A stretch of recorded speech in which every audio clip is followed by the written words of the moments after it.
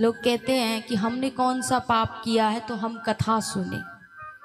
तो आपसे कहें कि जिनके पाप बढ़ते हैं वो कथा के अधिकारी नहीं होते, बोले जिनके पुण्य बढ़ जाते हैं वो कथा के अधिकारी होते। यदि पापी कथा के अधिकारी होते तो भोलेनाथ और हनुमान से बड़ा रसिक श्रोता संसार में कोई नहीं है।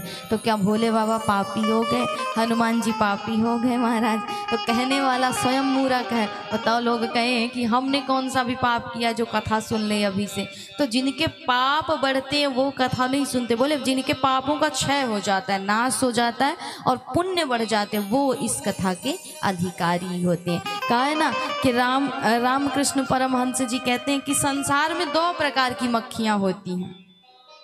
मक्खियाँ भी दो प्रकार की होती हैं, एक प्रकार की नहीं होती, दो प्रकार की होती है। एक मक्खी होती है कि सिर्फ मीठे में ही बैठती है, उसे मीठा ही पसंद आता है, वो अच्छी चीज़ों में ही बैठती है, जाकर के स्वादिष्ट मीठे पकवान में ही बैठती है। लेकिन एक मक्खी होती है कि मीठे में भी बैठती है और जब मीठे से मन भर जाता है तो जाकर के मल में भी बैठ जाती है महाराज, तो दोनों में बैठती है। उसी प्रकार संसार में भी दो प्रकार के जीव हैं। बोले एक हैं जो भगवान की कथा का रसपान करते हैं सिर्फ उसी मक्खी की भांति, और दूसरे हैं जो थोड़ा सा कथा भी सुनते हैं और थोड़ा सा जाकर के संसार के मल को भी छू जाते हैं महाराज।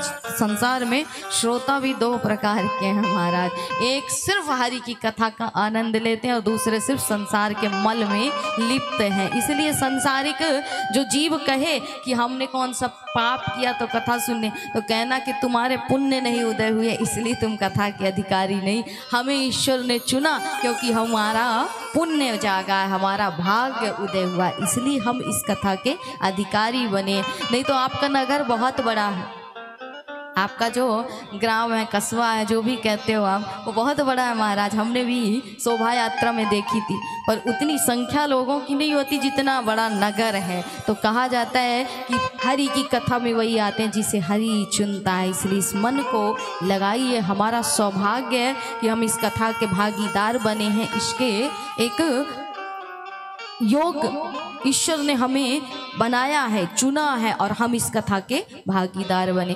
कहते हैं ना कि हमारी स्थिति कैसी है, बोले बानर की भांति है। संसार में तीन प्रकार के श्रोताओं को बताया है कि तीन प्रकार के श्रोताओं की श्रेणी होती, एक बानर, एक पक्षी और एक चींटी की भांति। बानर कैसा होता है, बोले बानर कभी एक डाल में टिक करके नहीं बैठता, इस डाल से उस डाल कूदता रहता है, इसके मन को शांति ही नहीं महाराज। बोले पहले श्रोता वो होते हैं जो सुनते तो हैं लेकिन सुन करके मन बड़ा विचलित रहता है, इस डाल से उस डाल ये कूदते रहते हैं। थोड़ा सा कथा में मन लगा, थोड़ा सा पड़ोसी ने बोल दिया तो उसमें भी मन चला गया। बानर की भांति मन की स्थिति है। मन की हर जीव की तीन स्थिति बताई है। दूसरी पक्षी की भांति, पक्षी कैसा होता है, बोले पक्षी जो होता है ना वो कभी भी एक फल को पूरा नहीं पाता है, थोड़ा सा चोंच मारा, थोड़ा सा जूठा किया और फेंक दिया महाराज, कभी भी उसे पूरा नहीं पाएगा, दूसरे फल में चला जाएगा। उसी प्रकार जीव है,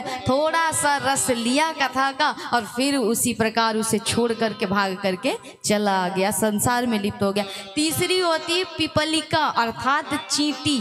चींटी कैसी होती है, बोले चींटी पहले चीनी को उठा करके, कभी चींटी की क्रिया देखिएगा, पहले उठा करके ले जाएगी, ले जा करके अपने घर में रखेगी, फिर आएगी, फिर ले जाएगी, फिर रखेगी, फिर आएगी, यही क्रिया करेगी। वो जब कोई वस्तु आप उसे देते हो तो पहले उठाती है, उठा करके अपने घर में एकत्रित करती है, जब इकट्ठा जोड़ लेती है तब फिर जा करके उसका पान करती है, रसास्वादन करती है। इसलिए कहा कि मन को बनाइए चींटी की भांति, अर्थात पहले जोड़ लीजिए, इकट्ठा कर लीजिए हरि की कथा से, और 7 दिन में आपने जो सुना उसे गुनिए, उसे उतारिए। क्योंकि हम बार बार कहते हैं कथा में 3 बातें होती हैं, कथा में 3 चीजें होती हैं, अर्पण, तर्पण और समर्पण। अर्थात अर्पण अर्थात अपना जो आपका है उसको अर्पण करना ईश्वर को, और तर्पण अर्थात अपनों को तर्पण करना, अर्थात अपनों को देना। एक होता है कि आपके पास जो है, अर्थात भौतिक चीजें, भौतिक वस्तुएं, वो ईश्वर को देना, अर्थात जिस प्रकार कहते हैं ना दान करना, तो दान भी 3 प्रकार से होता है, तन मन धन से।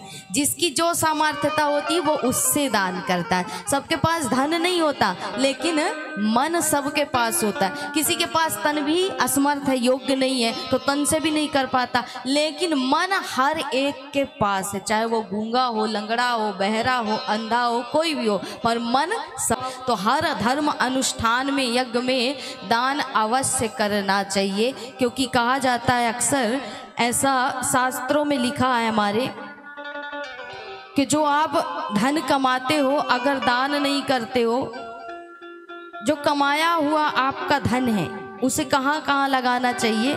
शास्त्रों में हमारे आया है, बताया गया है कि ये जो हमारे जीवन में, मनुष्य के जीवन में 3 ऋण होते हैं, देव ऋण, ऋषि ऋण और पितृ ऋण। तो अगर तीनों ऋण से मुक्त होना है तो आप जो कमाइए उसको धर्म के कार्य में अवश्य लगाइए। इसलिए कहा जाता है कि धन है तो आप धन से धर्म की सेवा करिए, अर्थात धर्म करिए, धर्म कार्य में धन को लगाइए।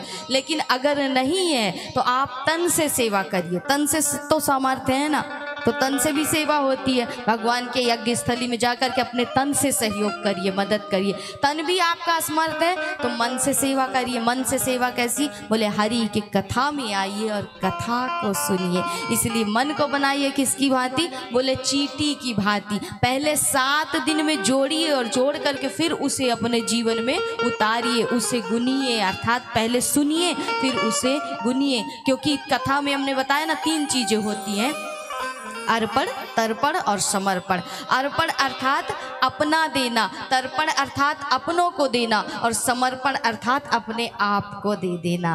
तो तीनों ही बातें कथाओं में आती है और कथा से हम सीखते हैं। इसलिए ये 5 तत्वों की सृष्टि, ये 5 तत्वों का शरीर। और आज पंचम दिवस की कथा गोस्वामी जी कहते हैं कि क्षिति जल पावक गगन समीरा, पंच रचित यह अधम शरीरा। क्षिति जल पावक गगन समीरा, पंच रचित यह अधम शरीरा। क्षिति जल पावक गगन समीरा, क्षिति जल गगन समीरा, पंच रचित यह अधम शरीरा। पंच रचित यह अधम शरीरा। श्री राम जय राम, जय जय राम। श्री राम जय राम, जय जय राम। तो 5 तत्वों से बनी सृष्टि, 5 तत्वों से बना ईश्वर, और 5 तत्वों का ईश्वर जब इस देह को धारण करके आता है तो वही आज की कथा, पंचम दिवस की कथा, अर्थात 5 तत्वों के इस जीव को इस भवसागर से निवारने के लिए वही हरि अवतार लेकर के आए। बोले कहाँ लेकर के आए? गोकुल में लेकर के आए। गोकुल अर्थात, गो अर्थात इंद्रिय और कुल अर्थात समूह। तो इंद्रियों का जो समूह है वही है गोकुल। और गोकुल में भगवान अवतार लेकर के आए। बोले कहाँ लेकर के आए? यमुना के तट पर बसा गोकुल। और यमुना क्या है? बोले गंगा है, भक्ति ज्ञान है सरस्वती, और वैराग्य का प्रतीक है यमुना महारानी। तो भगवान कहाँ है? बोले वैराग्य के तट पर आए, गोकुल की नगरी में आए। अर्थात जब ये इंद्रियों का जो कुल है, अर्थात ये देह है, जब इसमें वैराग्य आता है तो हरि इसी में अवतार लेकर के आते हैं, इसी हृदय में प्रकट हो जाते हैं। इसलिए और हरि कहीं नहीं आए, बोले इसी शरीर में आए। कब आए? किसके यहाँ आए? बोले नंद यशोदा के यहाँ आए। नंद अर्थात जो सबको आनंद प्रदान करे वही है नंद। यशोदा अर्थात जो सबको यश प्रदान करती फिरे वही है यशोदा।